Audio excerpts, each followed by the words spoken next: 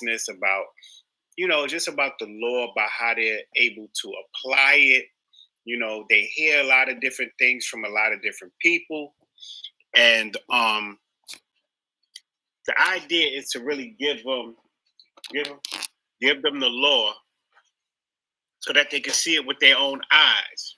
They can kind of absorb it into their being, and then they can be able to apply it properly, get the remedy that that you have been giving people for a lot of years. You know what I'm saying? Too many years to count. So one of the things that we have, right, is we have a couple of things we're going to go over. But the first thing that I'm looking at here is Title 12 USC 411. We've gone over this numerous times, but maybe the next time is a charm. So we want to kind of give people an idea of how it looks through our field of vision. Now, you said misconceptions. What are the misconceptions, though? Before we clear it up, we got to say what they are. Okay. Some of the misconceptions is that, you one of those sovereign citizens, you can go to jail. One of the misconceptions is, if you do, that heralded or so-called heralded SPC, secure party creditor process, you need to do, 15 documents, and you got to send it off to 20 different agencies for them to realize and recognize who you are. And they say, what is that supposed to do for you if you do the SPC process, secure party creditor? They're saying that gives the government notice of your standing, or supposed to change your so-called status in law or in commerce. Now they say it's changed your status if you're straw man and you're supposed to be free, is what I heard. Right.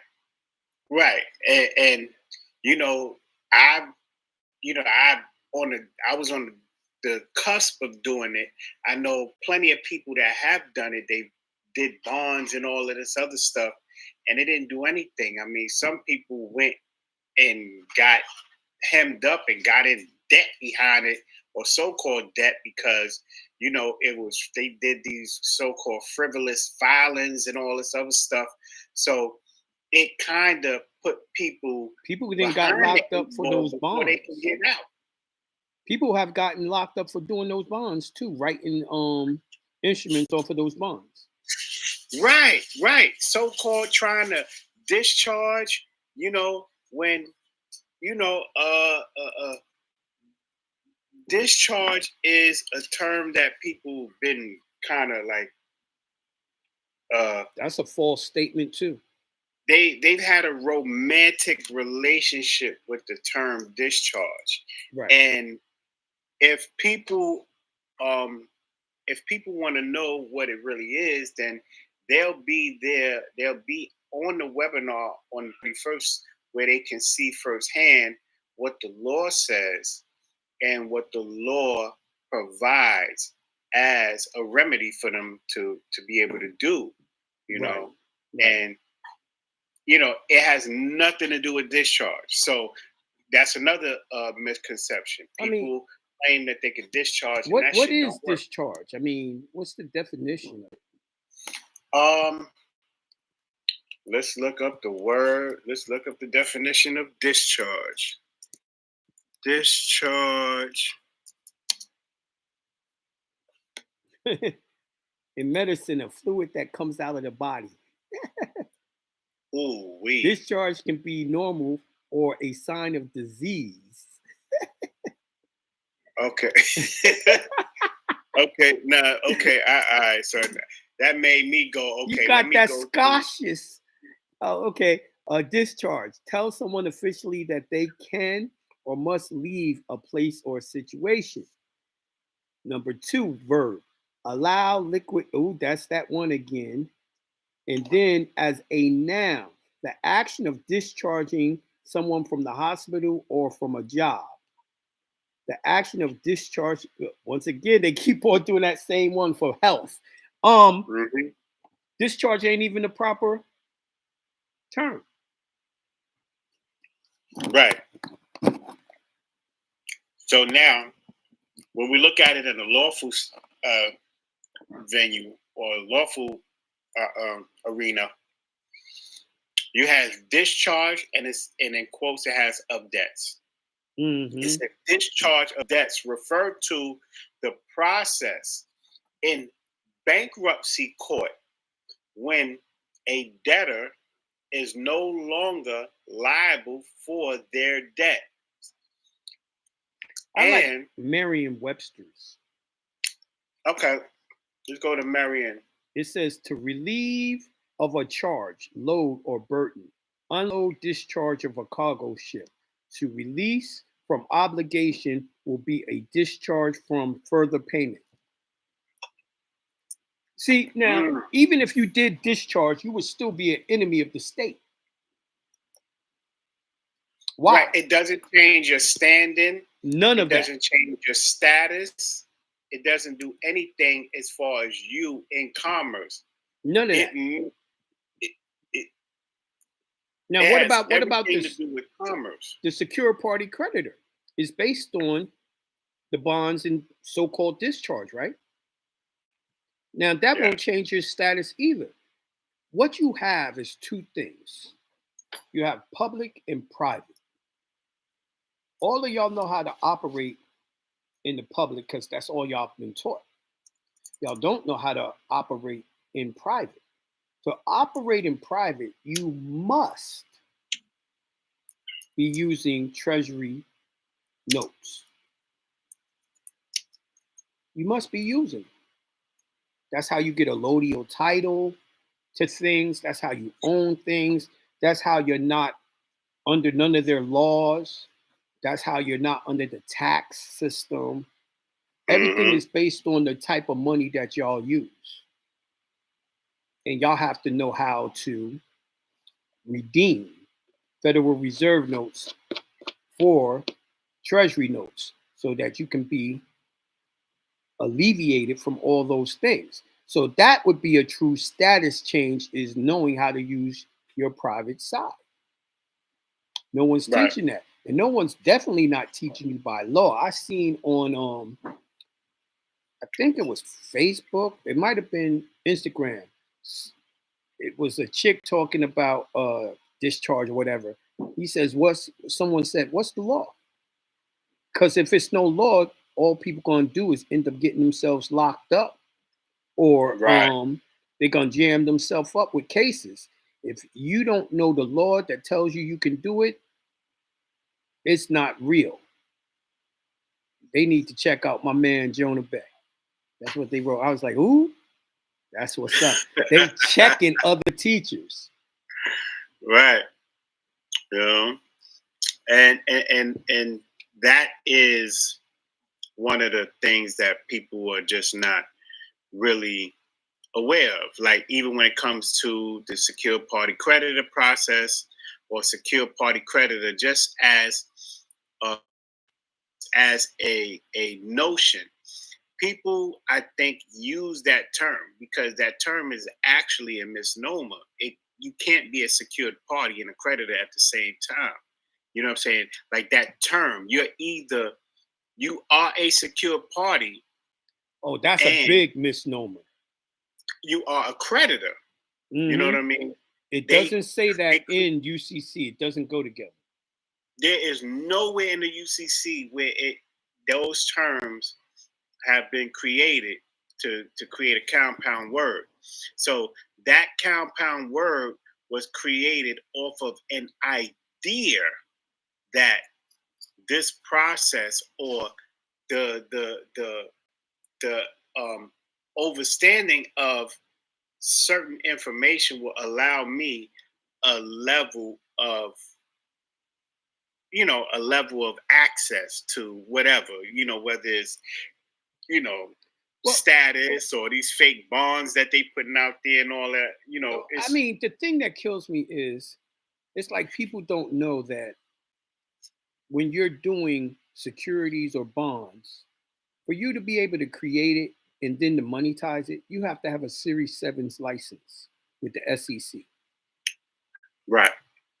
But you got all these people learning from all these other people that they can do it. And they all try it, and it hasn't worked. Not even for your teachers. It has not worked. Let's keep it real. How do we know it doesn't work for your teachers? Because if it worked for your teachers, they would be filthy rich. They'd be the richest people in the world. Think about it. Right. If you can make uh, 150 billion instrument and then it works, you'd be the richest man in the world. 150 billion. Fuck it. Why go for a billion? Let's go for a trillion. You know Right. these There be people ain't no got this money. You could see the way they live in. They ain't got that type of money at all. They're not even yeah, thousandaires, less more billionaires or millionaires. yeah, there be no limit to what a person can do. So, and I remember I heard you say this before, where you said, if everybody's rich, No one's rich. then no one's rich. Yeah. Just You know think what I'm about saying?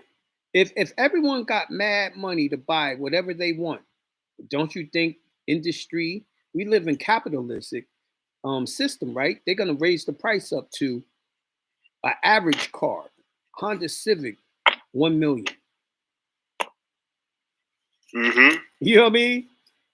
Isn't that what y'all got going on now? Isn't that called inflation? Yep. I mean, let's keep it 100% real. People who don't work as hard is never going to have the same things as people who work hard and be successful. It's just it's not going to yield the same result. I agree. I agree. So, And everyone respects you more if you're working hard and being successful. Just to keep it 100. But yeah. yeah, I mean, you got people that been around over 20 years teaching secure party creditor, and their life ain't changed yet, and they talk like they know it all.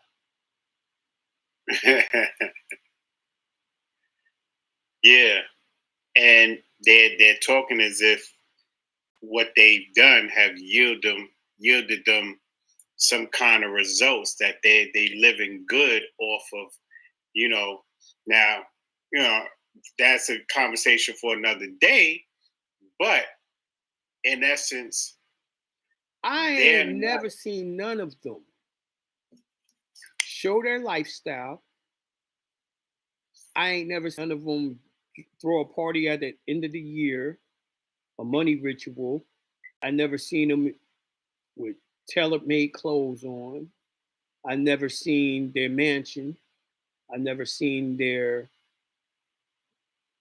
$100,000 cars, multiple. I've never seen any of that. I So never you even saying seen that their jewelry. you've never I've never seen seen their jewelry, you B. right? Hundreds of So you thousands saying of jewelry. You know what I mean? Where is it? you haven't seen any evidence that their lifestyle has been upgraded or No, improved by the information. no. Not on a old money style. See, you got old money style. Old money style is when a brother has on clothes that you can't see the name brand. You Mm-hmm. won't even think it's name brand, but you could tell by the material, the fit, the weight of the material. It's tailored, right? It's understated, right? You could tell, yo, that nigga got money, right? Then you got the hip hop style. They ain't rocking that style to show they got money where they got the name brands everywhere and all that. They're not doing. Where is all the money and the success from doing SPC for 20 years? All the people that's teaching you, where's their success? If they say, if they can do what they say they can do. Now, I don't sell you pipe dreams of what you can and can't do. What I do is show you what the law says you can do. And then it's up to you to do it. I can show you how I used the law, it worked for me, and it made a difference in my life. Like I said, the Corvette, over 100,000, and don't pay no tax on it whatsoever. I just gave y'all that example because that just happened less than a week ago, right? That's what I'm doing. You know what I mean? I can show you how it's working for me and my life.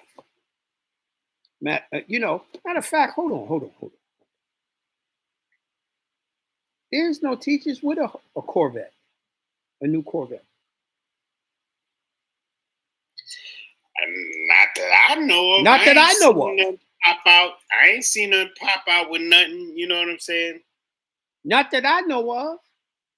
I mean, and you already know what the other cars that I got. Shit, you drove them. Mm-hmm. So I mean, and it's not to say that a person has to floss. It ain't about that. Do a flex. But if you are so confident in what you're trying to present to the people, it is evident that you show the what you reaped from applying it. Like, you gotta show me that you are a living example of what you're telling me to do. Right. Point blank. Right. You are leading the way. If you're teaching me, you are my leader. You're leading the way, and I'm patterning what I'm doing off of what you're doing so I can get the same results. Right? Right. Okay. Right. So if they ain't there, how they gonna get you there? Especially if they already did the process, right? Like, here's the thing. All right. I listened to Jason Black, The Business, on YouTube. I love his show. He actually, that's who the late Kevin Samuels bit a lot of his information off of. A lot of people don't know that. I went to the source, right?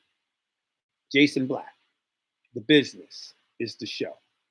Now, what he asked was, all right, you are a successful, progressive man, midlife or older, 40s, 50s, right? And you want to show that you are successful, and you run boardrooms and all that, or you got your own business and you running the whole business, whatever. He said, would you rather pull up in a Hellcat,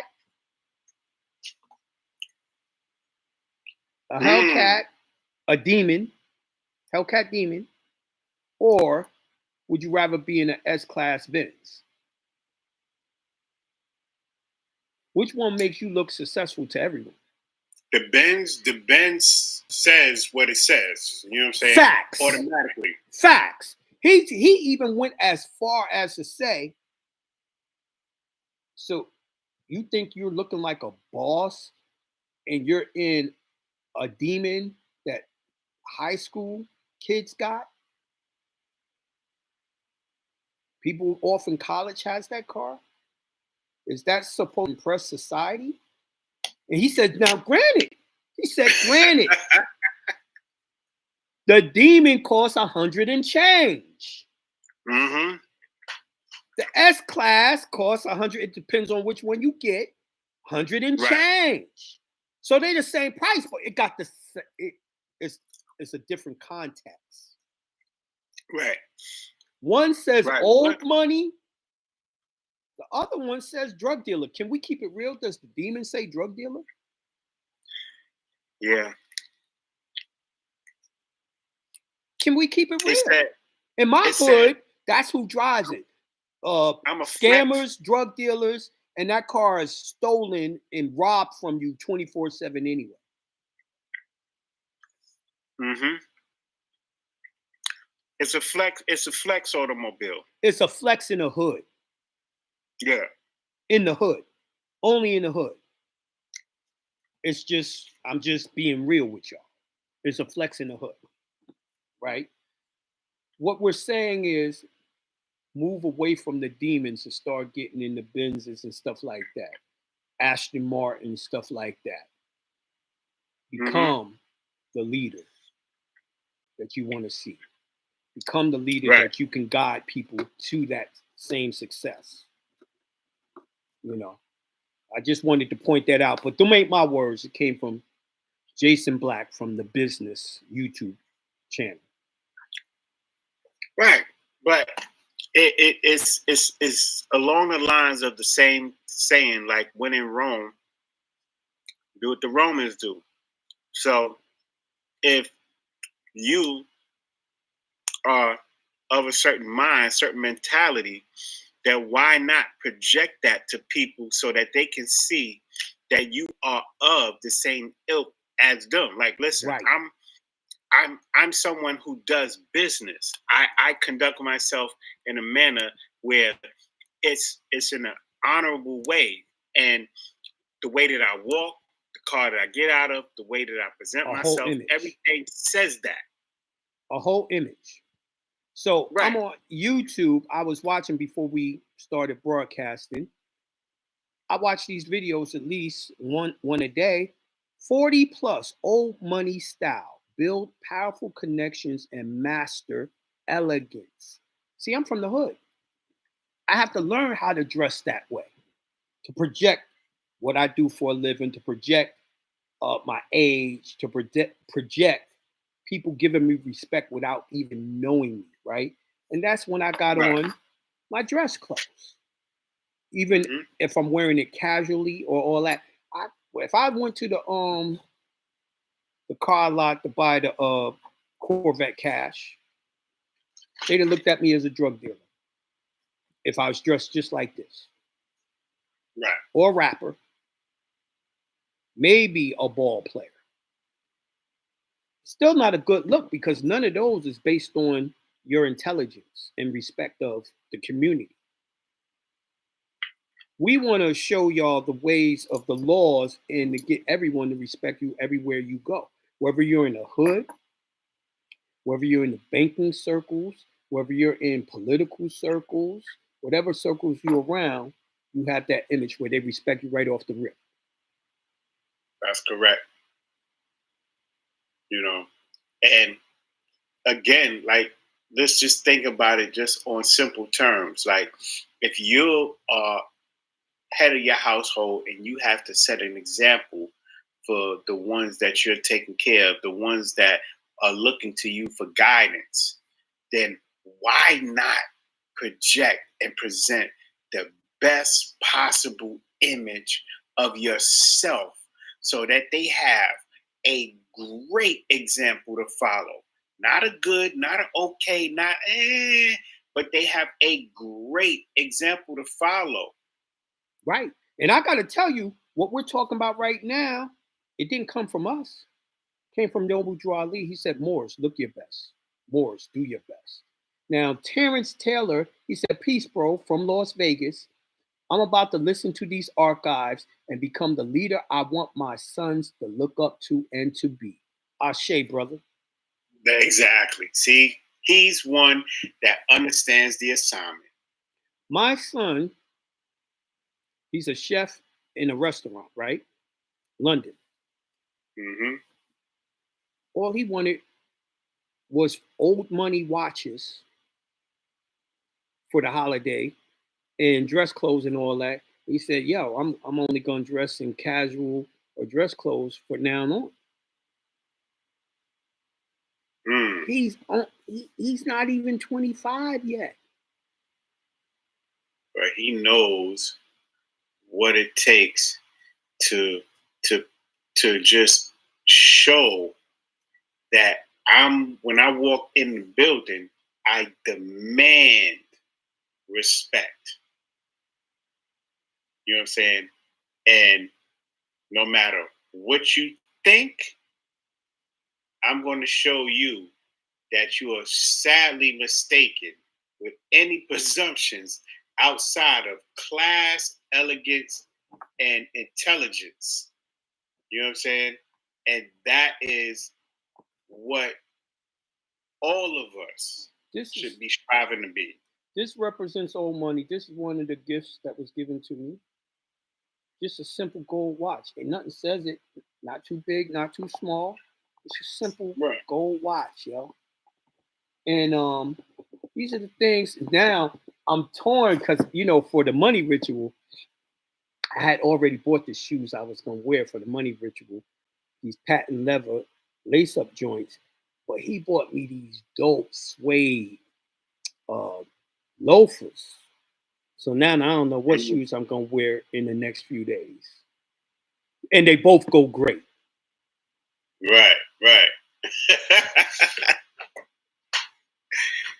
See, that's what it is, man. Like when and it's great to see a old money mindset updated, because that's all we're doing when we pay it forward to the next generation.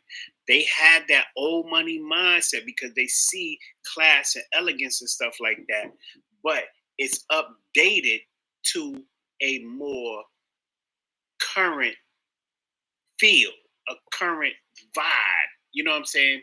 So, and this is not just a material aspect, this is a mentality that we're talking about.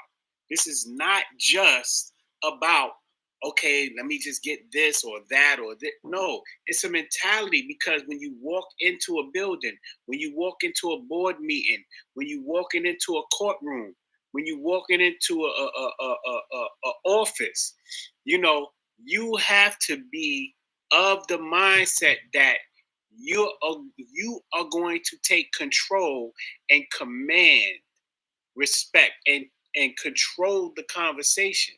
You know what I'm saying? So you're not going to be asking somebody or requesting anybody of anything.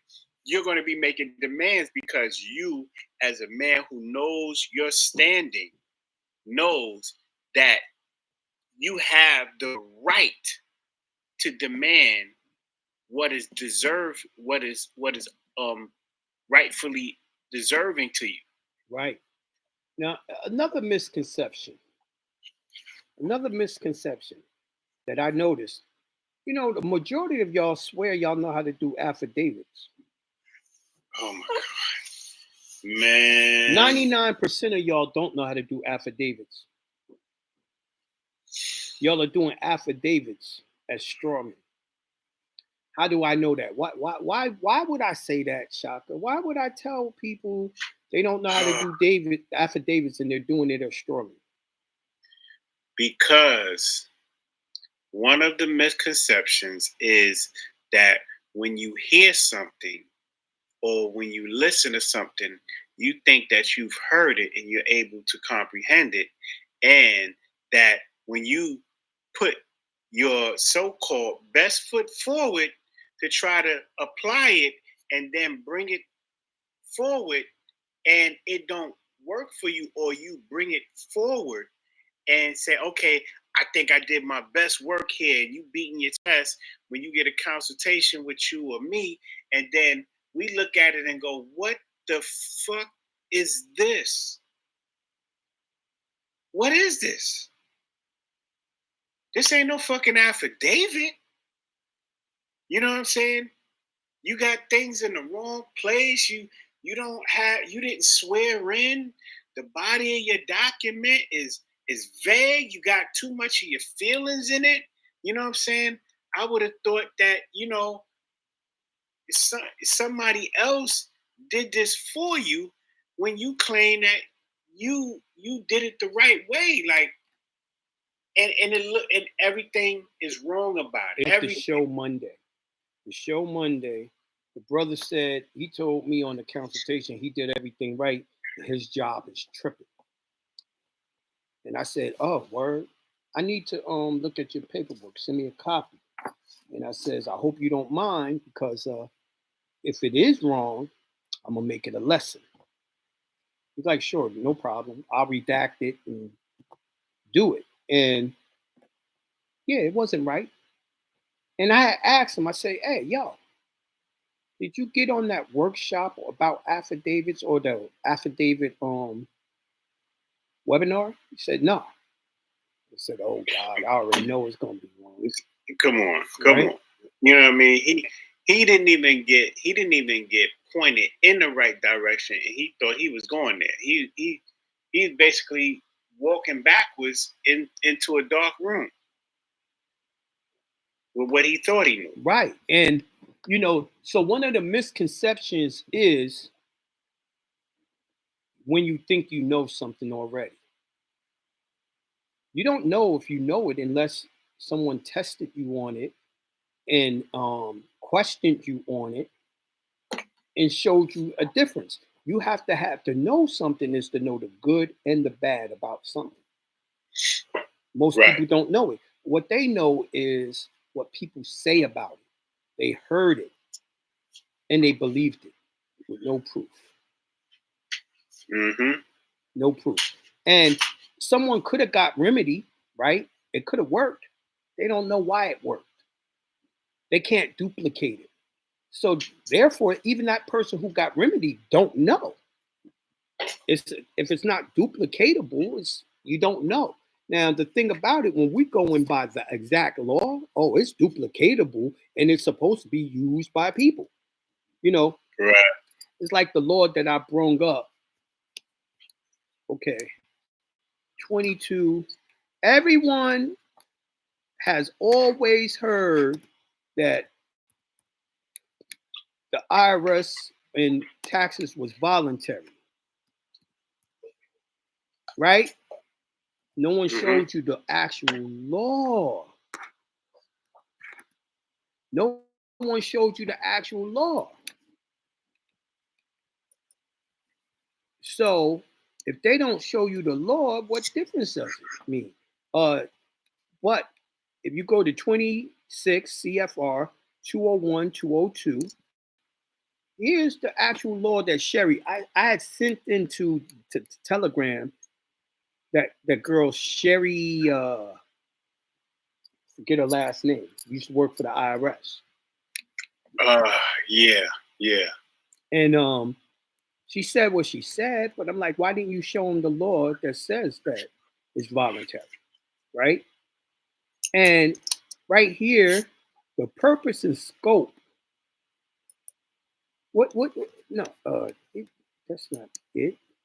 And it moved it. All right. Okay, there you go. Wow, I had to find it.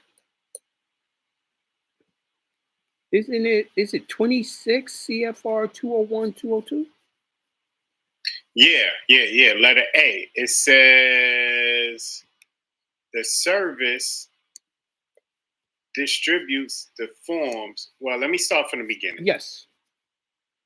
It says tax return forms and instructions.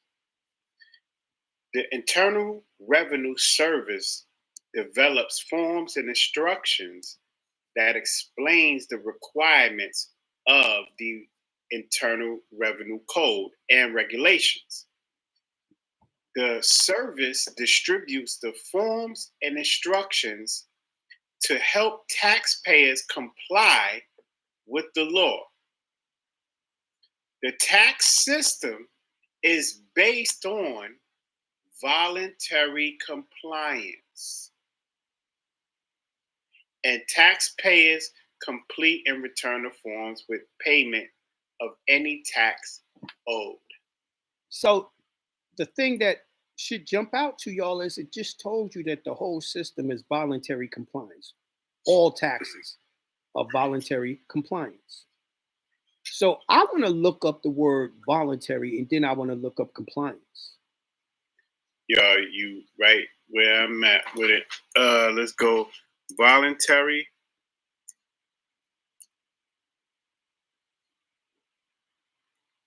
Because it's make me sick that people are still paying taxes and they're taking taxes out their paychecks. Right. It really sucks. And I'm trying to put money in y'all's pocket ASAP, at least 30% more. yeah. Okay, voluntary. Adjective. It says proceeding from the will or for one's own choice or consent. 2, unconstrained by interference, which also says self-determining. Then 3, it says done by design or intentional. Mm-hmm. Acting or done of one's own free will without valuable consideration or legal obligation. You know what I'm saying? There's a myriad of more, but that one right there says it all. Yeah. So it's voluntary. You get to choose whether you're going to do it or not. What's Yep. compliance? Okay, compliance. Let's look up compliance.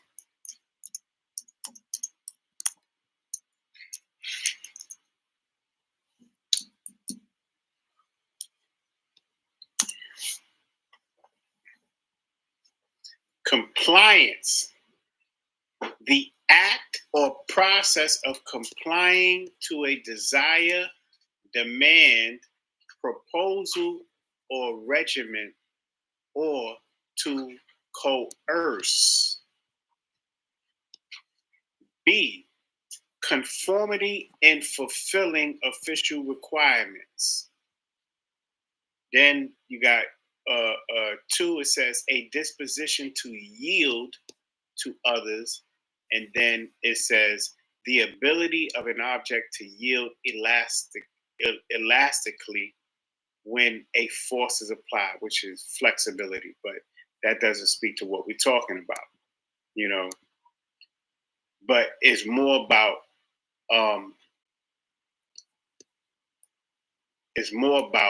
a conformity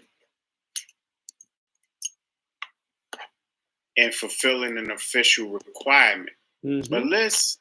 But just in case, because I do not want anyone to presume anything, let's look up a better definition.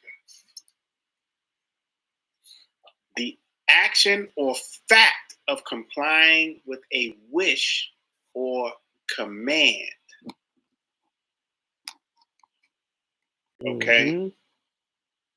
So, compliance is someone maybe stating something or demanding something, and you're doing it of your own free will without any type of interference, anybody saying anything. You are complying. So you are voluntarily accepting to engage in something that is not to your benefit. You know what I'm saying? Exactly. And we're talking about when you agree to a withholding agreement or you agree to terms and conditions that are not to your satisfaction, that you don't agree with at Right. all. So the only way they're saying it is, according to this law, for all taxes, is voluntary, right? That means you have the choice. But there's things that you have to do if you don't agree. And if you don't agree, there's another law you're supposed to be looking at. That's correct. And I've said the law many a times. Now, just in case y'all forgot what this law is, the first one is 26 CFR 601.602, tax forms and instruction. It says it is voluntary. It is 100% voluntary. Do not try to discount that. It is voluntary. Not because I said so. That's the law that tells you that. Now, what's the law that says that makes it where you don't have to pay taxes, though? Okay. And I tell everyone, just Google W-4T form. Don't use the form, just Google the form. The law is on the form. If you're too lazy to write the law down, the law is on the form, right? And then if you listen to any of my shows in the last 2 months, I give you the law every damn going show.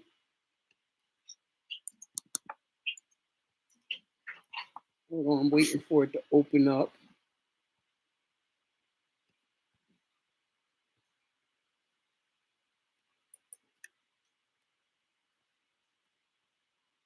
I tell you, anytime you want something to happen, that's when it takes its time. You know that, right? Yeah. And the law is 26 CFR 31.3402. Voluntary withholding agreement is the name of the law. So this is another law that's in the CFR that's telling you it's voluntary, right? Yeah. Now, all these other people will tell you you get a trust, you won't have to pay taxes. That's true. But I gave you a easier and better way, y'all. Y'all don't have to pay taxes whether you have a trust, express trust or not, or foreign express trust or not. It's all about what you know and what you utilize through someone. Does the person who you follow, your teacher, is he equipped to lead you to make sure you don't get in no trouble and you don't have to do it? So I skipped all the way down to number 2 in that law, 26 CFR 31.3402. And I go to number 2. And I don't even read most of the paragraph. It says it in the beginning. And you got to be able to write a proper affidavit, but it says an agreement under 3402 P3A shall be effective for such a period as the employer and employee mutually agree on. What that means, you and your boss has to agree that he can take taxes. Mm-hmm. Then it says, however, either the employer or the employee may terminate. That means get rid of the agreement prior to the end of such period by furnishing a signed written notice to the other. That's all you got to do. You got to give them notice. You got to put it in an affidavit form. Now, the reason why I say put it in an affidavit form is a very simple reason. An unrebutted affidavit stands as truth, or you win if they don't know how to rebut your affidavit.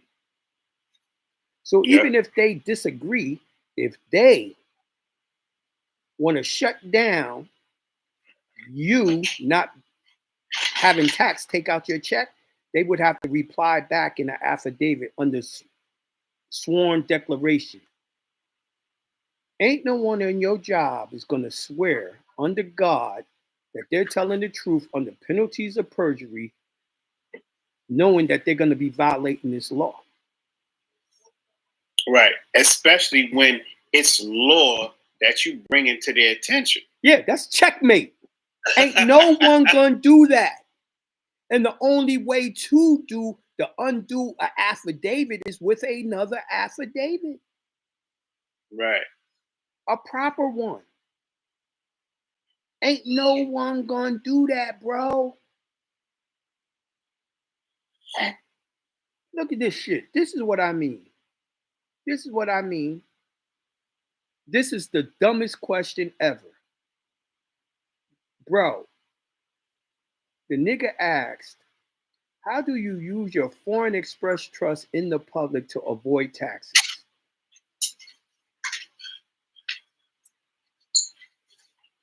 Oh man, I'm sorry. Didn't I answer that just a second ago when I said you don't even have to have an express trust? Anyone could avoid taxes by giving this law. This is a nigga who don't study law. And his name is Real Estate Dre. Well, you know what? How you in real estate, my brother, and you don't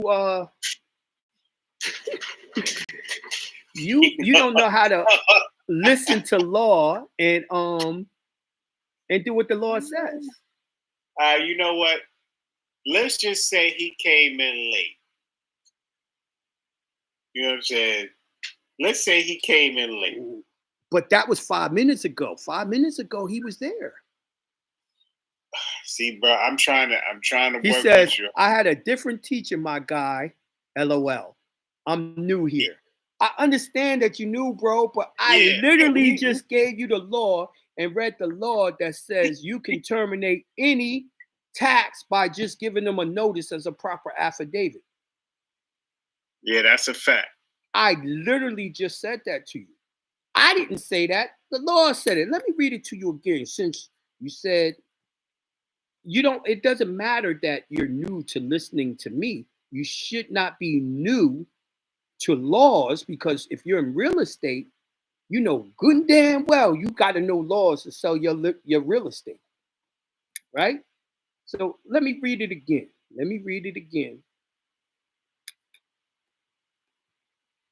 An agreement under section 3402P3A shall be effective for such period as an employer or an employee mutually agree upon. That means for them to take taxes from you, you have to agree that they can take taxes from you, right? However, either the employer or the employee may terminate the agreement prior to the end of such period by furnishing. This is what you got to do to come out of taxes, because taxes are voluntary. But this is the law you have to use not to pay taxes. Now, here we go. May terminate the agreement prior to the end of such period by furnishing a signed written notice to the other that you don't want to pay tax. That's how you get rid of the voluntariness of it. I think what the problem is, Shaka, it's so simple. They struggle with it.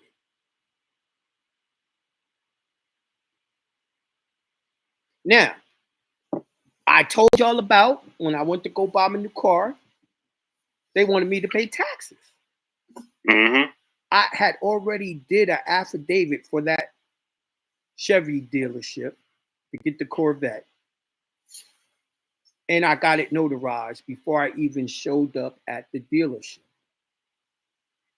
And it simply said, you will not be registering the car for me. You will not be taking taxes and all that.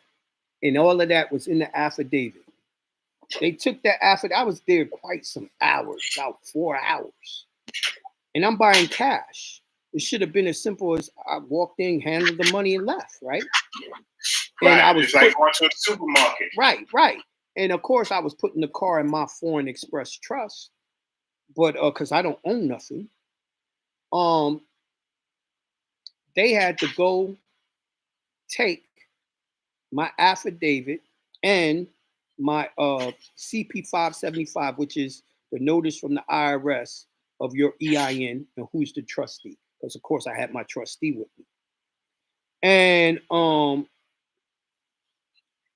they had to take it to the finance department to talk to someone in finance. He says, yo, I can't answer this. You got to take it to accounting and legal. They took it to accounting and legal. About 3-4 hours. Then they said, oh, right.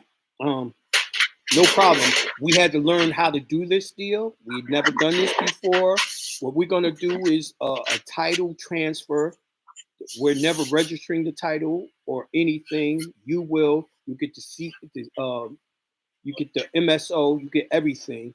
All we do, you just hand us the money and we hand you the title. That was it. But they had to run it through all those different people. So I already broke away. And on that affidavit, it said redeem in lawful money, which meant that the contract for me buying that car was done with lawful money.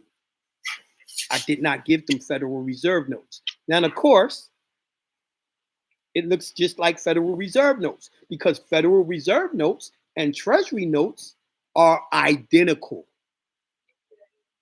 Mm-hmm. They're one and the same. But you're gonna have to be on that workshop on the 31st. I'm gonna show you the truth of it. I've been reading the Legal Tender Act to y'all that said it. They're one and the same. It depends on how you write up the contract, aka how you write up the affidavit when you go to buy something. My affidavit allows any money I have on me to be Treasury notes. Now, also, I didn't sign anything. There was nothing for me to sign when I bought the car. First of all, I got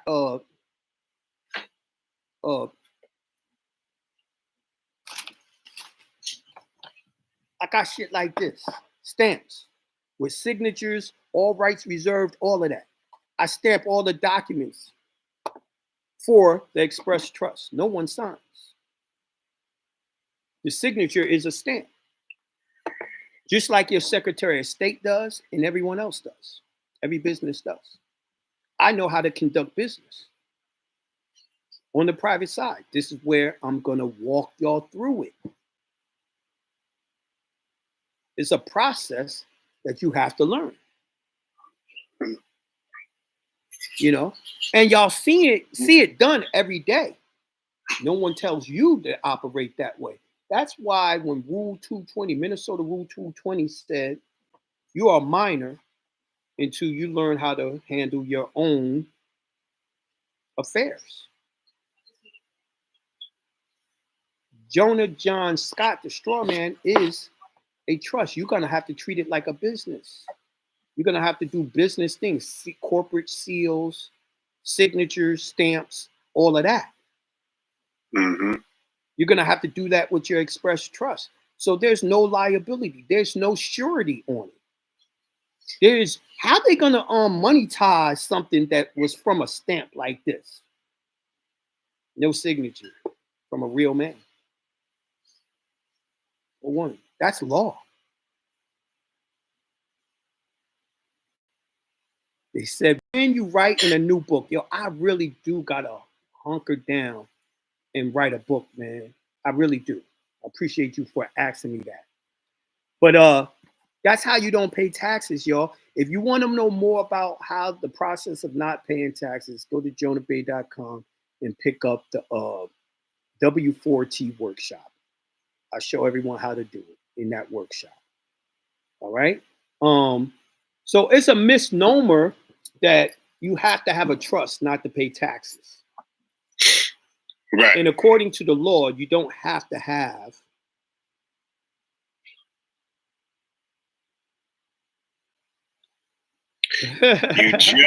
okay, here go this dude Dre. Have a witness. Here go this dude Dre again. Remember, he's new to us in the learning.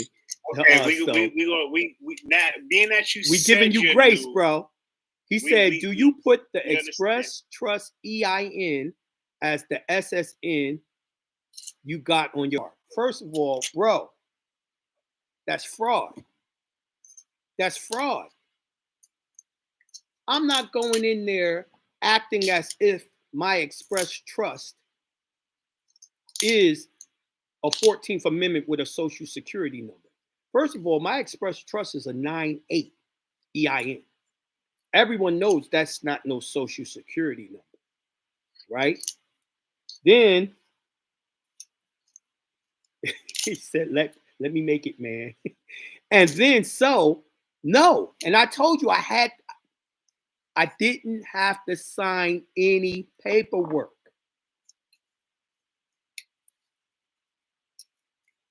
They gave me the title, I gave them the cash. No paperwork. It was all done in the only paperwork was the affidavit I wrote.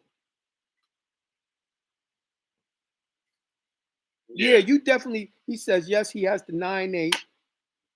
You just haven't utilized it. A 9(8) EIN is a foreign express trust. You're going to have to really learn about that. You want to pick up my webinar on the 9(8) foreign express trust part 2. It's going to teach you all about that. Now, to utilize your 9(8), you got to, whatever name it's in, now you have to go do a declaration of trust and you got to register it down at the county, but your state may not be a trust state. But anyway, mine is registered down at Fulton County, Georgia. Put it in there. They give me back the original paperwork, all of that. I keep the originals, all that, and it's registered. Now, once it's registered, it is fully a real express trust by law and cannot be taxed. Right? Now, to utilize your foreign express 9(8) trust, you are supposed to put res in it. That means property. It's a holding trust. Everything that you want out of the public, you put inside the 9(8) trust. How do you do that? By putting the trust name on the title. See, the car lot put my express trust name on the title. My express trust is Jonah John Bay Express Trust. That's who the title went into. Right? They couldn't do paperwork for that trust because they can't be trustees for the trust. They can be trustees for your straw man, but they have no right to be a trustee for my express trust because it's not a part of the public. They can't do it. That's why there was no paperwork. So real quick, to give hopefully a more simple way for them to understand it. Your trust is a natural person. Yes. Natural person. So we understand that natural persons cannot interact with or communicate with dead entities such as corporations and creatures of law like that. So this is why you're saying that your express trust is, after being shown and being recognized as such, it is automatically considered a natural person, and you would not be under those same privileges if you were acting in your 14th Amendment citizen identity, which is a corporation, which is a dead person, which is something that the establishment created. So it is their creation. They can kind of use it however they want to, or you go through it however they want to with your consent. Right. Absolutely. So now he got another question. He don't know I already answered it, but I own my house and I've been trying to move it into my foreign express trust. I do that at the county too. If your express trust is registered at the county first, yes, you can. What's going to teach you how to do all of that and clear up all your questions with putting your house in the trust is, like I said earlier, go to jonahbay.com and pick up the Foreign Express Trust Part 2. I show people how to actually transfer their house into their foreign express trust. And I used my house to do it. So you're going to be looking at my paperwork to show you how to do it. All right. So once again, of course, I changed the addresses and all that on that paperwork. Right. But keep it. I want everyone listening to keep in mind that there are very few places, if any, where someone is going to not only show you the distinct how to do something, but as well as that, give their own information, their own experience up as an example. So I want everybody to really think about this moving forward. When you start to see people talking about what they do and what they teach and what they can show you, it's about who you are as a person. My bad. They have to, in all intents purposes, show you. You know what I'm saying? Now, there's certain things that some people do that they learn that they don't have to apply to them. But when it is necessary, they need to show you that what they are saying to you is something that they do themselves. It is the best way for you, the potential person who of interest, to see that this person is acting in honor with me. They're showing me some shit that they didn't have to show me. You know what I'm saying? Like I and you, Jonah, we could do a lot of this stuff and keep it to ourselves and just ride off into the sunset and don't help a goddamn person. You know what I'm saying? But because we care about our people and we want our people to be as well off as we are, we show them through our experience, which, if you don't remember, is the best teacher. Facts. So keep that in mind, y'all. Facts. Someone asked if we recently purchased a car through financing, but we signed the paperwork as a creditor. That means they signed the paperwork Scott, Jonah John. Last name, first name, middle name. Should we still go through, hold on.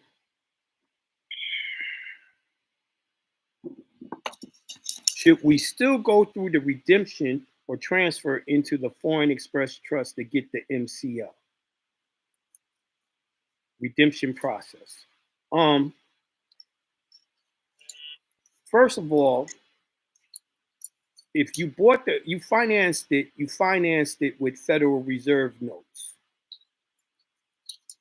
You financed it with Federal Reserve notes, you will have to learn redemption process and redeem it. Now, the MCO is gone, bro. But let me tell you something.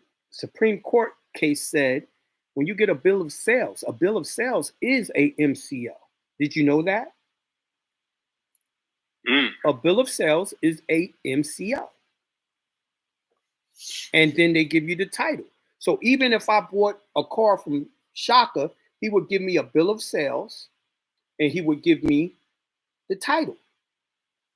What is the proof of transfer of title that I didn't steal a car? The proof is the bill of sales. And it's on the private side between me and Shaka, right? So, once again, the bill of sale is the MCO. I might fuck around come New Year's, pull up the Supreme Court case and read it for y'all so y'all can hear it from the case law itself. So you're not trusting me. But y'all got to understand everything in the public moves from the private to the public. And then your job to redeem is to move it from back out of the public into the private. That's redemption. Right? So I'm gonna give y'all a jewel. I'm really not supposed to say this. I'm gonna say it anyway. We'll give y'all a jewel. If y'all buying a car from a private individual, you are supposed to take the bill of sales and you are supposed to put it on a UCC 1 before you go to register the car at DMV. First in time, first in line. That actual private contract proves you are the supreme owner of that car before you even register it with DMV. See, y'all been taught, y'all be taking the bill of sales and you've been given the title to DMV. Y'all been giving them the MCO. You was never supposed to give them the MCO, AKA the bill of sales. So I just gave y'all a jewel. What do you think about that jewel, Shaka? Yeah, that shit just fucked me up right quick. That fucked me up. Why would you give up the actual contract that proves it is your car? Right. You want to keep all the evidence and at least have first standing. Yes. First in time, first in line. Exactly. So, when you said that, because I thought you was going somewhere else. I was like, oh my God, whoa. You know what I'm saying? But when you said that, I said, oh. Now, say if they try to give you a ticket, one of those signal The light red tickets, light? right? Yeah. Bro, all you would have to do is send a copy of your MSO saying you are the owner and you don't have no contract with them.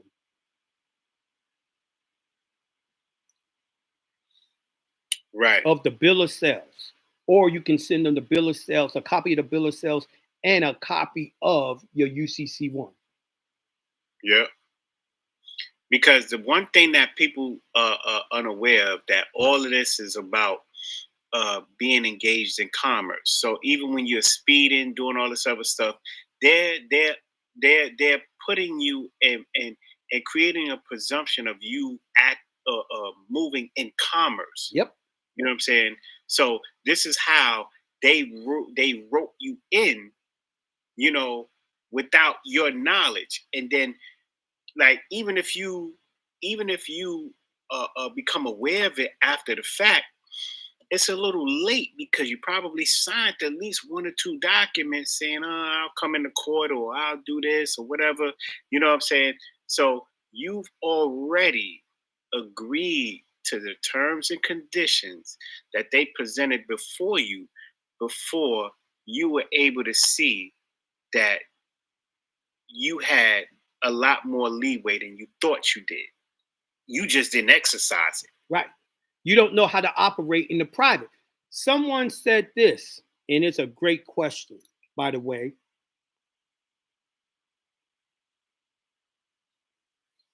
Mike 392 said, I thought the VIN number was already registered with DMV.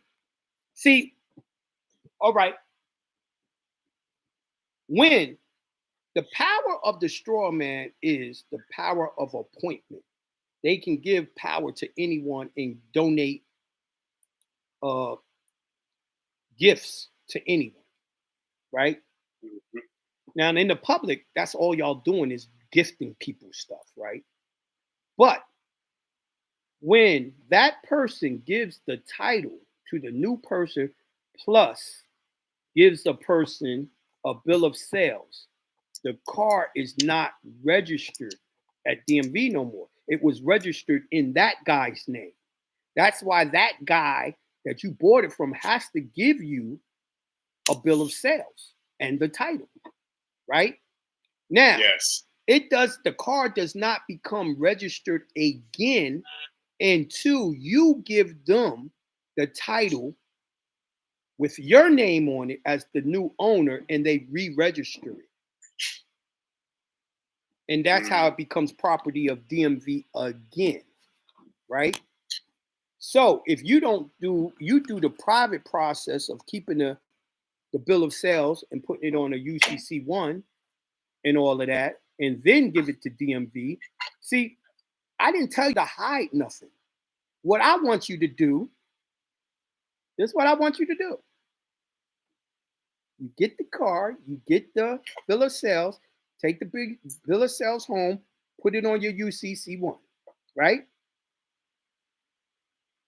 And then take it to the county where your express trust is registered. So the express trust is the one that owns the bill of sale, right?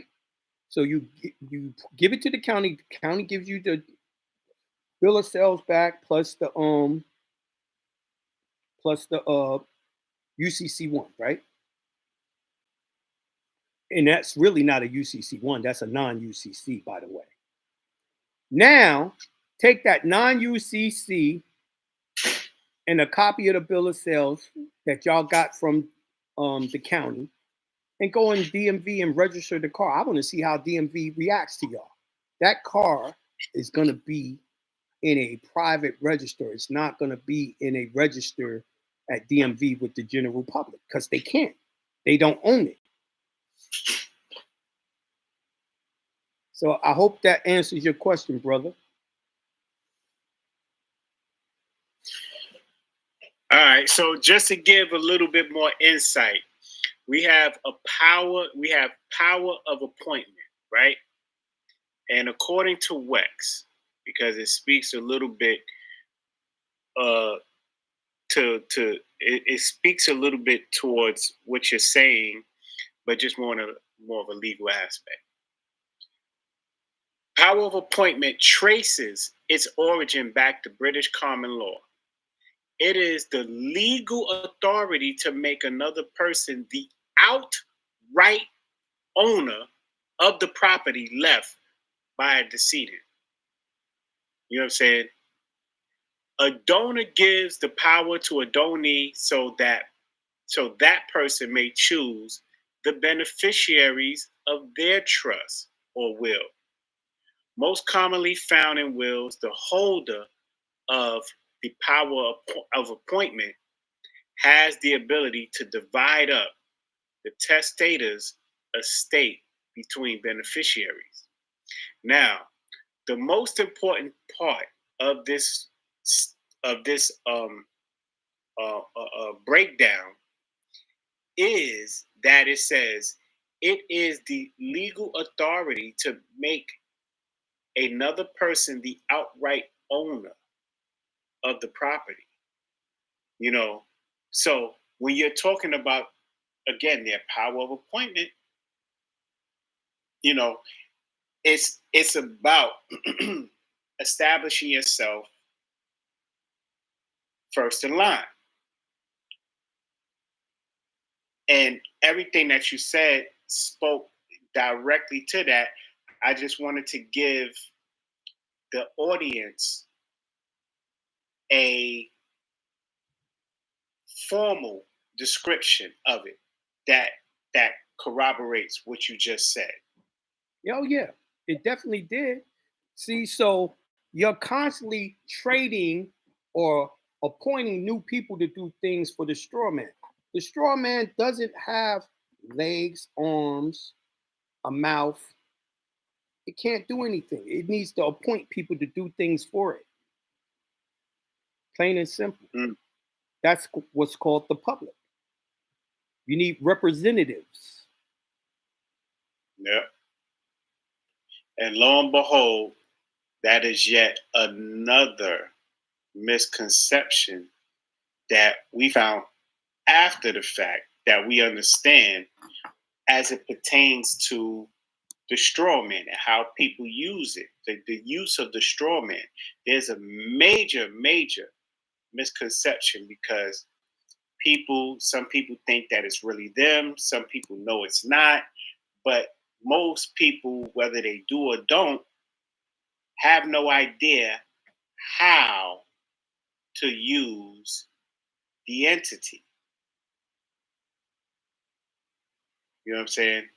So again, that's what the whole power of appointment, understanding trust, understanding how to take assets, put them in the trust, make the trust the owner so that you are not liable, no one is liable, and it is out of the reach of any municipality. Right. It is not contracted or in any municipalities or agencies registry. You know what I'm saying? So you're not liable for anything that is a presumption to begin with. Like if you're driving on the highway, they can't presume anything because once you give them the information, they're going to know for a fact, oh, this person here is really not in our system. You know what I'm saying? They're not in there, they're not in our system. They have not contracted with us, nor do we have the right to assume or to bring a suit against them because they're acting, that trust is a natural person. The agency is a corporation.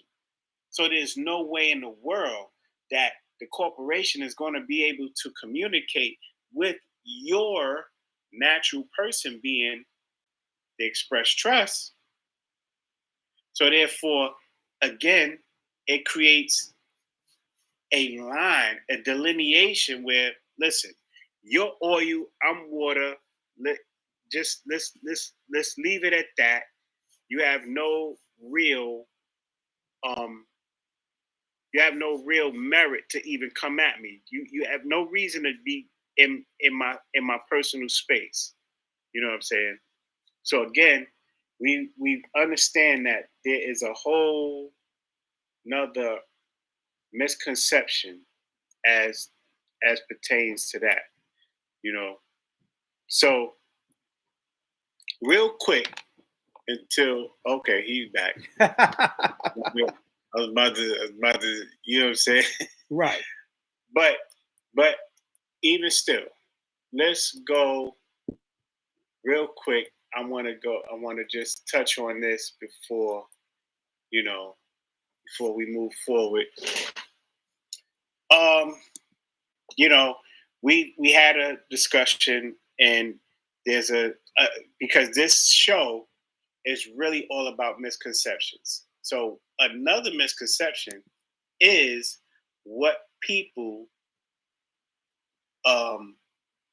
consider when they think of the word federal.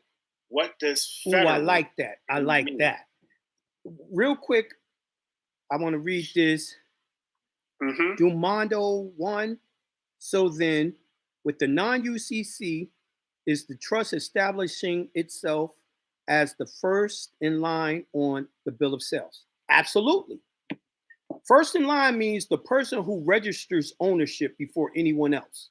And you will be the first one to register the ownership of that new bill of sales from the previous owner. Absolutely. Now, I'm going to keep it real with you. I've never done it. Why haven't I done it? Because when I put the title in the name of the express trust from the very beginning, and I already hit them with they're not going to be taxing me affidavit, I didn't have the need to do the UCC.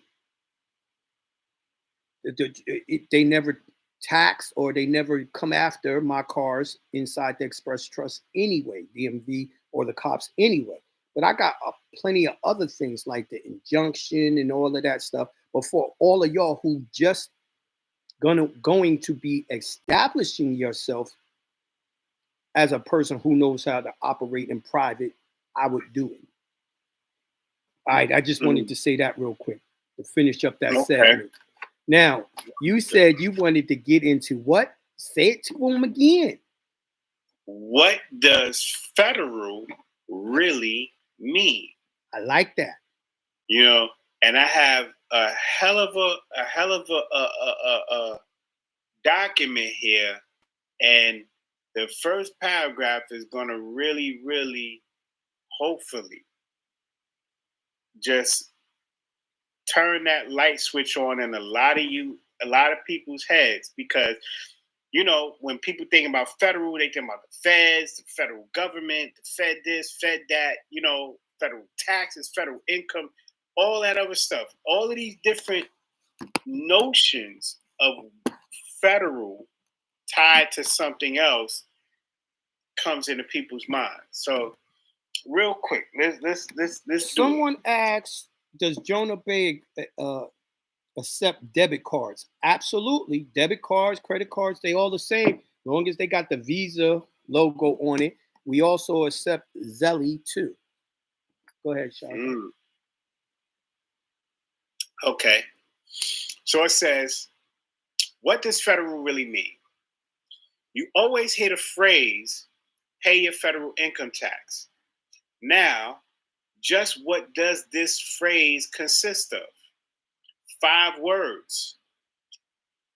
The use of the word federal is very important because all people believe it to mean the federal government has an income tax that you must pay. But why is that? Why is it that no court will come down on the private IRS when it says it collects for federal tax?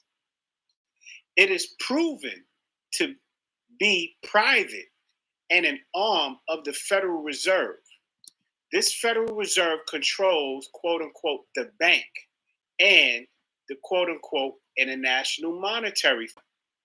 Instead of going into the proofs by statute and making this a long writing, we find that the agents of the IRS are controlled by foreign operatives, namely the governor of the IMF and a second alternate should he die or quit, etc. That is the alien property custodian. Now, write that down, y'all, or keep that in mind. That is the alien property custodian, who you will know as the Attorney General of the United States.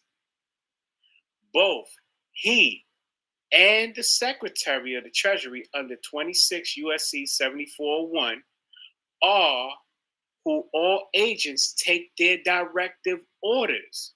So they're all taking their orders from the Secretary of the State. From the Attorney General. You know what I'm saying? And the Secretary of Treasury. Are they collecting for federal government a federal quote unquote income tax? No, they are not. Now we come to those 5 little words of the above phrase, and one word is federal. We all were taught it meant the national government. Well, I think you're going to be very surprised as to what follows on that little misinterpreted word, federal, as we trace back its origin called etymology. Now, hope y'all got your seatbelts on. All right. From the 1828 Webster's Dictionary, federal, from Latin fideus, a league applied perhaps to English, and then all that other stuff, pertaining to a league or contract derived from an agreement or covenant between parties, particularly between nations. So now when you think of the word federal, think of the word contract. All right. So the real meaning of federal is a contract or agreement and has nothing to do with a particular type of government. Although it was a contract that formed government. So to get the point across, I will use quote unquote federal in place of contract or agreement, as they are one and the same. Well, now, IRS is a private agency. You federal with the IRS when filing any form under prejudice. Under perjury, i.e., your W-4, your 1040, or any IRS form. Your signature compels you to the federal that you owe an obligation to the parties as listed above. Note, it said parties and nothing to do with government in its federal makeup. It said particular to, but not inclusive. The next Webster's defining of the word will show it is not exclusive to nations. So I just read to you the first definition. We're going to go into the second one real fast. Number 2, consisting in a compact between parties, particularly and chiefly between states or nations. You are not mentioned here as you have no contract with a state or nation, as stated by the judge in the Paddleford case. Quote, but indeed, no private person has a right to complain by suit in court on the ground of a breach of the Constitution. The Constitution, it is true, is a compact, but he is not a party to it. The states are the parties to it, and they may complain. Okay, let me jump in real quick because I got to clear up the misconceptions. All right. The state is the party to the Constitution. That's what it just said, right? And that's true. Right. They're not telling you what Constitution. The state is only a party to the federal Constitution, the one of 1781. All right? Now, when you go back to the Republic constitutions, your state constitutions, y'all are directly a party to each one of those constitutions. That's the difference. See, the federal constitution of 1871, that is a Fed, that is the corporate, that is the public constitution, right? That's democracy's constitution, right?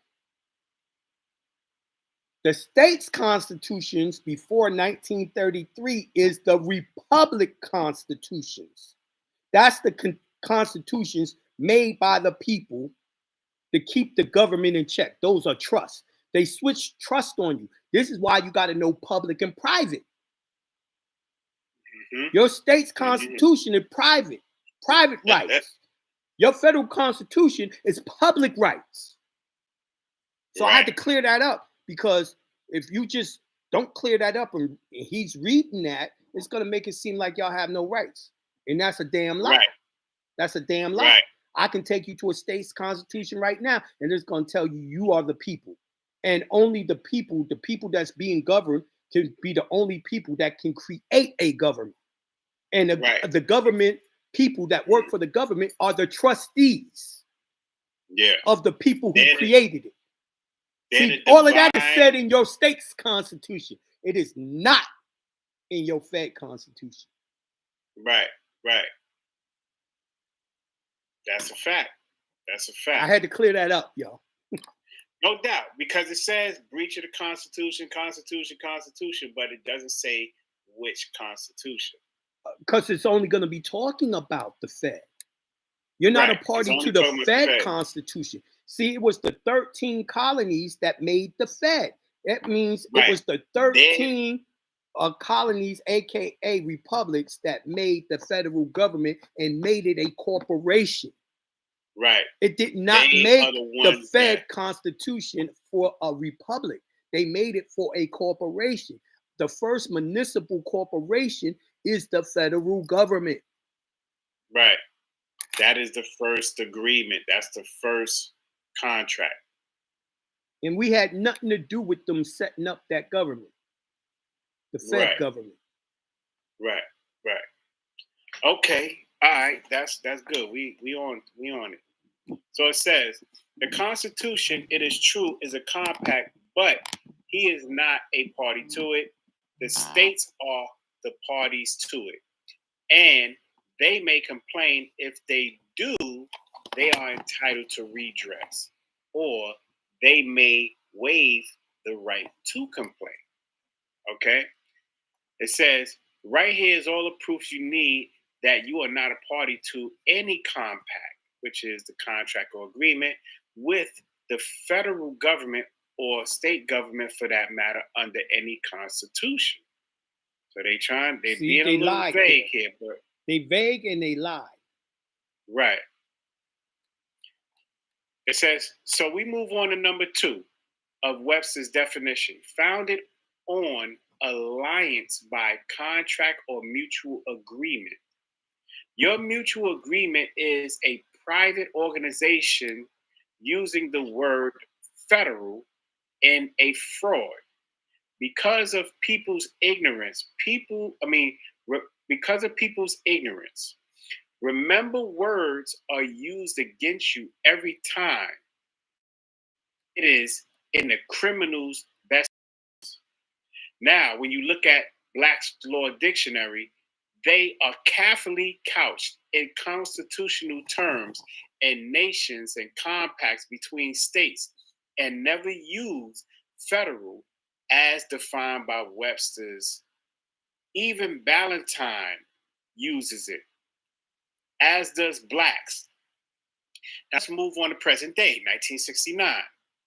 Webster's 7th Collegiate Dictionary. This now states that the law dictionaries state, this now states what the law dictionary state and has thrown out the etymology of the word federal, so you wouldn't have no idea it means contract between parties. So they omitted stuff and started to change it so you wouldn't understand what it really means. Right. You know what I'm saying? They want to convolute it. Even the guy who wrote this, either he didn't study it himself or he listened to the people who taught him. Right. It's a lot of truth in it, but it's some misinformation in it. Yeah, and when it's misinformation, we gotta call it out because you know what I'm saying. That's what we're about. Let me just clear it up once and for all right now by pulling up the Georgia Constitution and let's see what it says about if the people can tell the government what to do and get them for breach. You know what I mean? Let's not leave that hanging. Let's prove what we're saying by law. You know, and that's the thing about some of those old documents, like and old books like Cracking the Code and all that. Got good information, but there's a lot of wrong information in it. It will mislead you. It can get you in trouble. This is why I say just do what the law says. Then you can't get in trouble because you can simply be like, yo, the law said I could do it, so I did it. Ain't nothing they can say.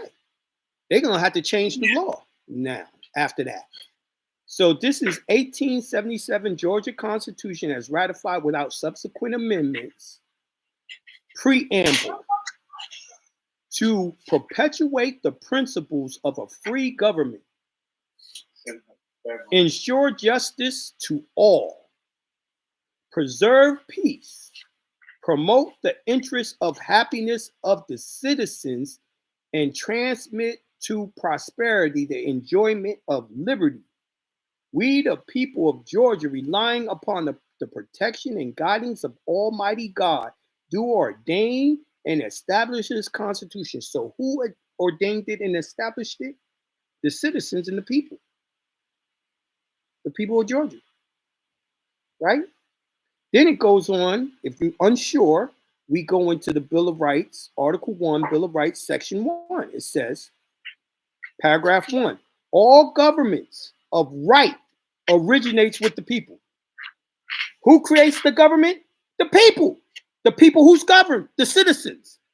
This shit breaks it down. Then it says, it's founded upon their will only. That means government can only do what we want them to do.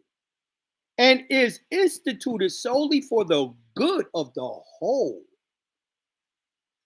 Public officers, that means your senators, government, governor, whoever works for the government, public officers are the trustees and servants of the people.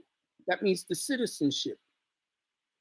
And at all times amendable to them. The word amendable means they must change if we so demand it. See, none of this is in your federal constitution. Now, someone made a very good statement on Instagram. He wrote, so did the states use the power of appointment to create the federal with the U.S.?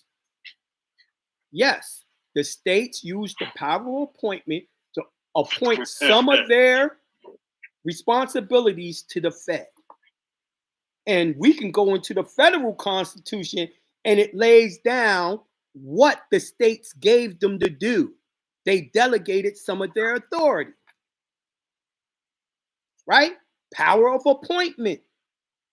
So that nigga was lying when he said, you're not a part of any constitutions, not even the states. You a damn lie. I know how to read, motherfucker. I don't need you to read this shit for me. I read it my damn self and look up the damn terms and all that and know what it says. The states gave you all the power you need because the state's constitution is the republic. Y'all left the state's constitution and started using the federal constitution where you have no rights. That's the issue. And that was a dope ass question because that means that person was really listening. Facts. Word. That was a dope question. So he said, another person said, District of Columbia Organic Act of 1871, they started changing shit. Yes, they started creating what y'all today call the public. Mm-hmm. Yes. And they had to do that because they were going bankrupt. It was necessary. They didn't have enough money for all the people that lived in America. Right. So it had to happen. This is why even when you start thinking about 1933, the New Deal, there was a bankruptcy act that, you know, we're operating in today. We're still operating under bankruptcy. You know what I'm saying? This is why the government, in all intents purposes, won't allow you, particularly able to own anything. If you own it in the name of the straw man, then you don't really own it because the straw man ain't yours.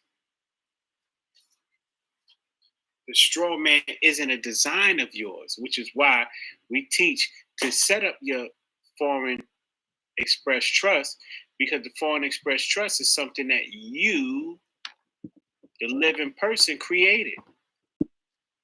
Right. So whether they're operating in bankruptcy or not, if your property is held by something outside of their scope, then keep this. This is why we told them they got to do the express trust declaration and register it in the state. Right. Because when you register it in the state, you're bringing shit back to the republic where you have the power and you have ownership. This is also why I said take the bill of sales and put it on a non-UCC down in the republic on the county level. See, because if you deal with the state on the state level, the Secretary of State of the state gives all the power to the federal government. They're appointing their power to the Secretary of State on the federal level.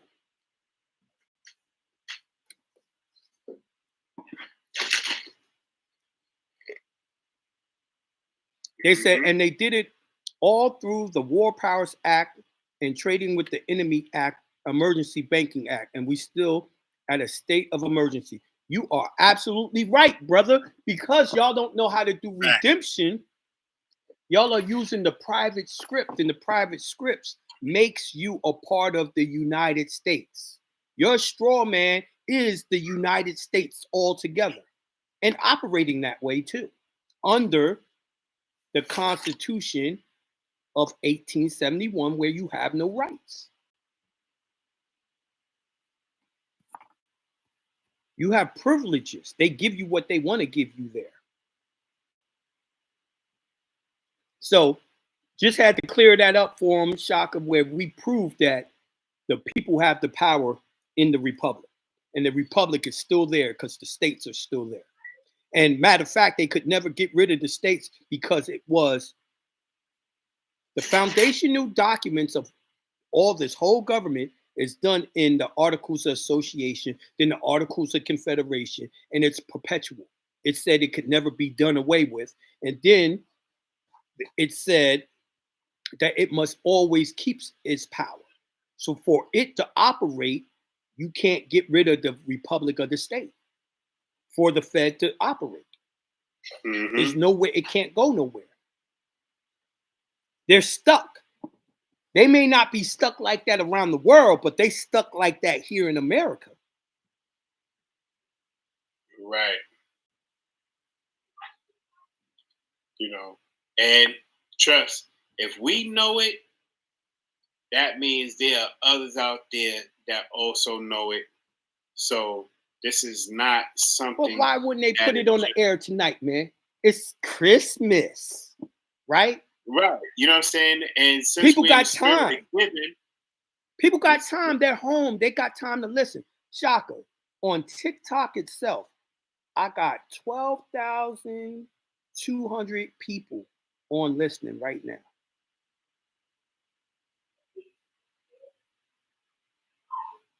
Well, that's a great thing. That means that this information is getting to oh, my the bad. mind.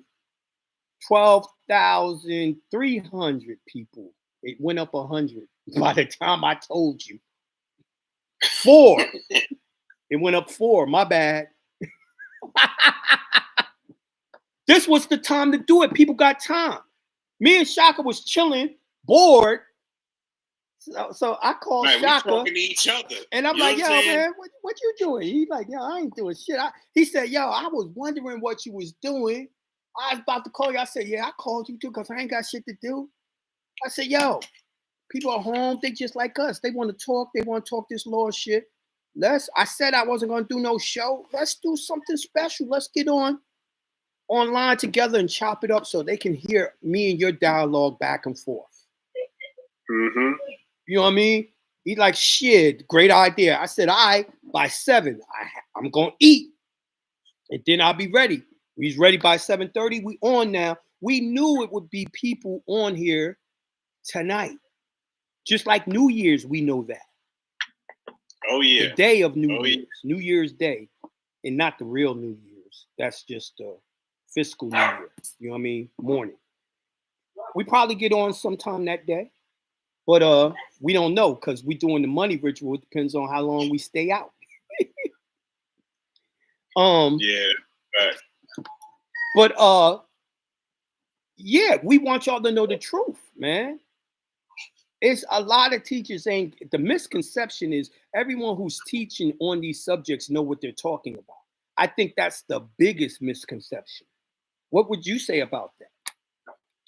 Yeah, because they are going off of information that they were told that wasn't, confirmed. That you know what I'm saying? There's like a trail of unconfirmed information, but it sounds good, and there's some laws that sprinkled in between there, so it looks good. So people are taking it as gospel, and the bottom line is nobody is getting anywhere close to remedy by applying any of that stuff. So we have 20 of 20 and 30 years of information, which some of it is good. We're not here to bash anybody. Some of it is good, but they did not follow through to get to the point to where we are now, because all we're doing is looking at the law, reading the law, what the law is saying, and understanding, overstanding what that law says and applying it to the letter and getting the results. Now, come on. If that ain't just the epitome of follow the fucking script, then I don't know what is. You know what I'm saying? Mm-hmm. People gotta understand that. Just follow what the fuck is going on. Follow it. You know what I mean? Look at it, get it in your spirit, and then act on it. Don't act on some shit that you think is dope because the person, that nigga he fly, so I'm gonna just take his word for it. Nah. You know what I'm saying? No. Go and do the fucking work.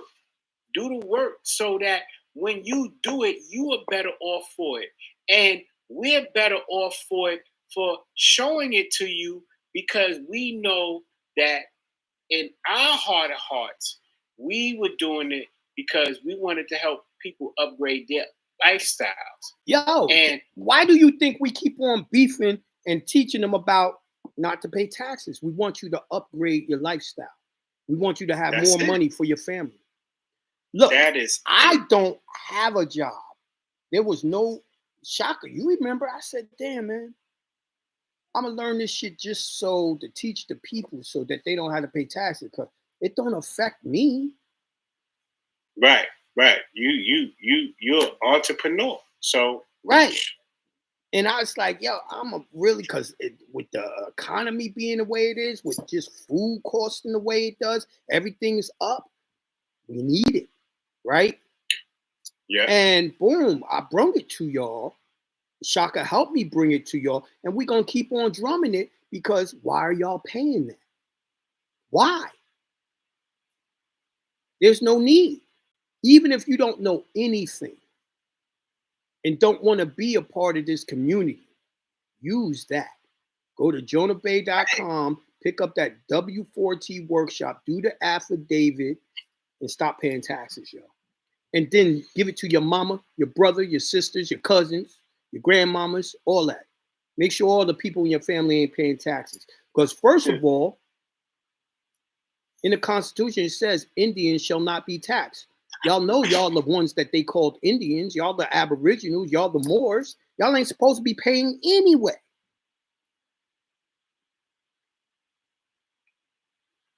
So, come on. Come on, y'all. Let's be real about it. Like, why y'all even mulling this shit over when the writing is right there on the wall? Facts. Absolute facts. Well, we at 9:21. What time you want to shut it down? Okay, let me finish reading this particular paragraph, and then after that we can shut it down, because I think, because goddamn, we just went overtime in the private bill yesterday like crazy. Right. We went so over. We went, we did somersaults in that bad boy. You know what I'm Facts. saying? So, real quick, I'm gonna breeze through this. It says this now states that the law dictionary state and had the dictionaries state and has thrown out the etymology of the word federal. So you would have no idea it means contract between parties. So they threw it out, leading you to believe everything quote unquote federal pertains to government. Okay? So, what about Federal Express? Does that mean government express? So, I happen to have a 1911 Webster's Unabridged Dictionary, and the definition of federal is exactly word for word the same as the 1828 dictionary. So, what happened in 1913 that changed the definition of federal to mean only pertaining to government? Think. Words are changed by men to mean what they wanted to mean. The Random House Dictionary 1967 uses Webster's 1828 definition, but also includes the law dictionaries define federal as, hold up, but also includes what the law dictionaries define federal as. Here is proof as to how a word changes over years by men that want control by starting to shove aside what quote unquote federal really means. So the real word federal meant contract between men or parties or agreement between them. So let's keep that in mind. So now you have a federal with the IRS and you. In the forms or statements you sign, when the IRS takes you to court, that judge is sitting in equity due to that federal between you and the IRS. And he rightly rules always in the favor of the IRS because you are breaching the federal. Remember, when I say federal, it means contract. You voluntarily, remember what we read earlier, taxes are voluntary, right? So you got into a federal that you voluntarily made with them for your federal income tax is in reality a contract tax. Now that's something you probably never heard before, right? Which you pay the private IRS for the use of the Federal Reserve note. Now, again, Jonah said it earlier. You gotta understand the difference between public and private. You know what I'm saying? You've been acting in the public and being in the public and just swimming and bathing in the public for as long as you can remember. You know what I'm saying? And not understanding when certain things don't go your way. Why is it? It's because you had a federal, which is a contract that you were unaware of because you never really took the time out to read the terms and conditions.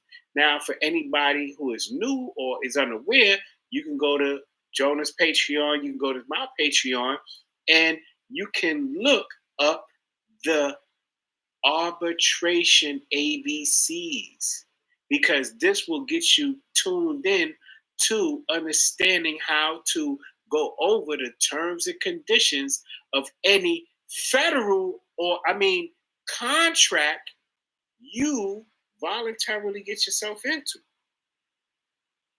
All right? All All right. right. So It says, this is a simple explanation because you would have to read all of what is written on admiralty. The foreign control by the international bankers and the control of the private bar association over the equity contract you placed yourself in, that you placed yourself in by signing the agreement of the IRS form. Now I'm gonna stop right there. Okay. Let's just stop it right there. Stop it right there. They got a lot to chew on tonight. They got a major jewel when it came to what an MSO is. Oh yes, we gave them the MSO. We gave them the contract agreement. The point Prove of to them that federal ain't federal. It's just a contract.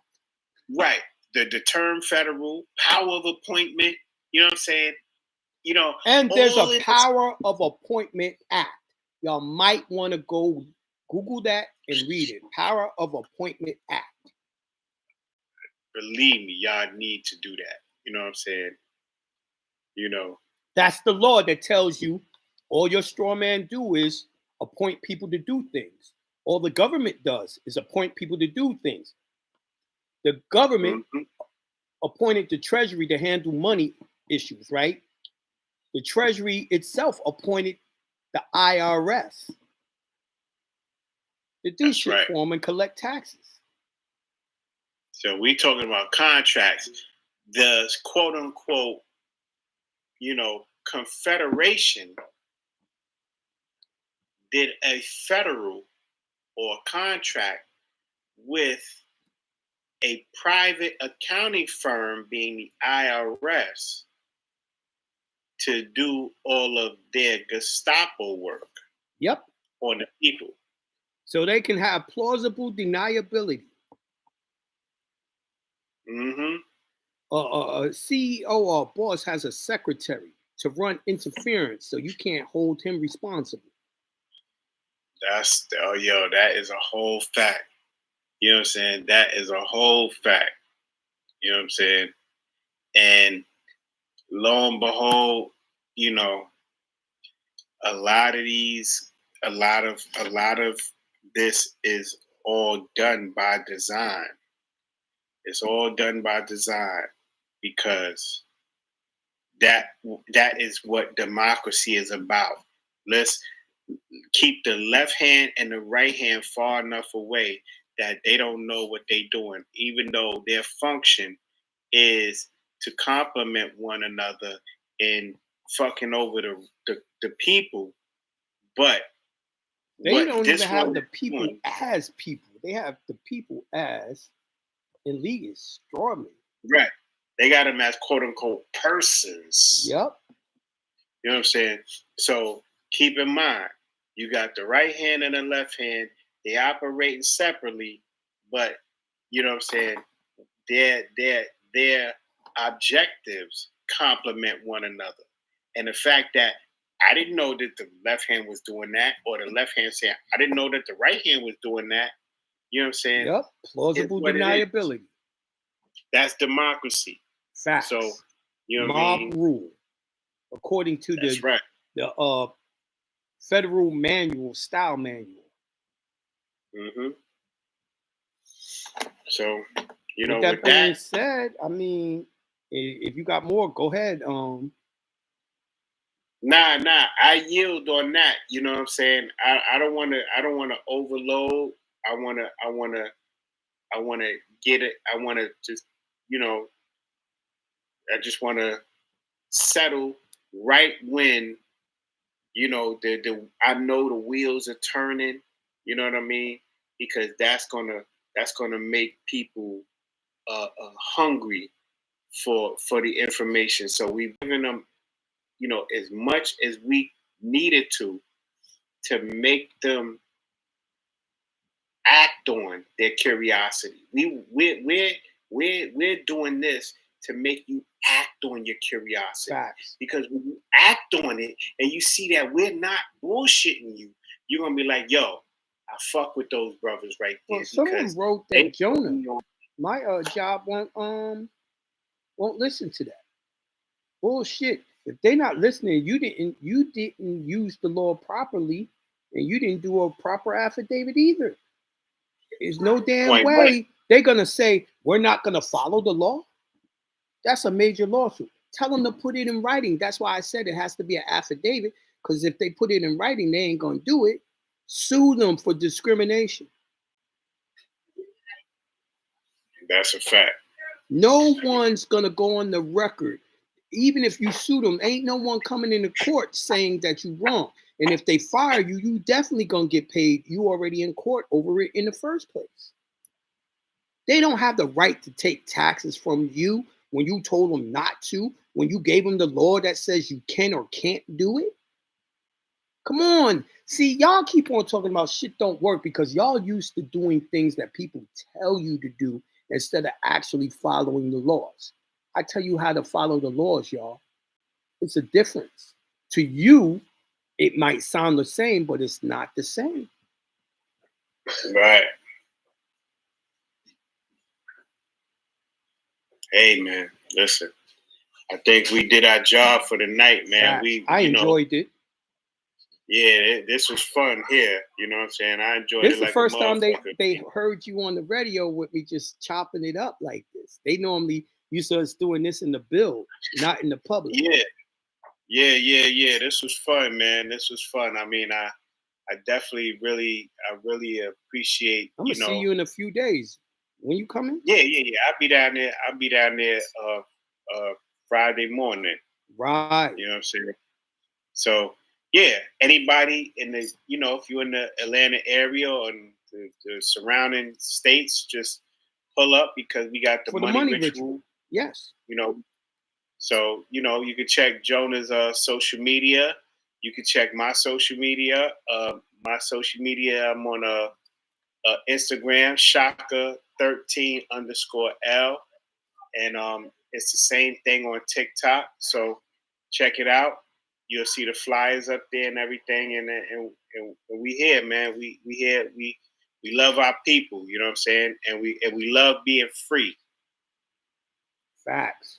Let's get free. Let's learn how to operate. There ain't nothing they can do to stop you from operating in the private. Only you can stop you by not knowing how to. It's a fact. All right. Peace to Yahuwah. We out. All right. Peace to Yahuwah. This conference is no longer being recorded.